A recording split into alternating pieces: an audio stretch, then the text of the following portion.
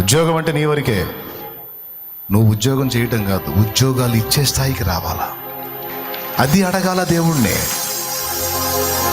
పొద్దుస్తమానం నాకు ఉద్యోగం, నాకు ఉద్యోగం, నాకు ఉద్యోగం, నా జానడు పొట్ట, నా ఇల్లు. నువ్వు దేవుని ముందుకు వచ్చినప్పుడు ఆయన రేంజ్లో అడుగు.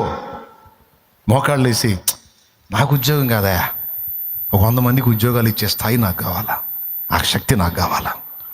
నా ఒక్కడి కడుపు కాదయా, 100 మంది కడుపులు నిండాలి, 100 కుటుంబాలు బతకాలి.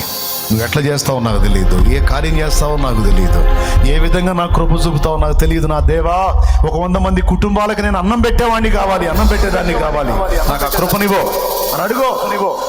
అది ఆయన రేంజ్, అది ఆయన రేంజ్. అరే ఆయన దగ్గర పోయి పొద్దుస్తమా నాకు ఉద్యోగం, నాకు ఉద్యోగం, నాకు ఎప్పుడు డెవలప్ అవుతాడు?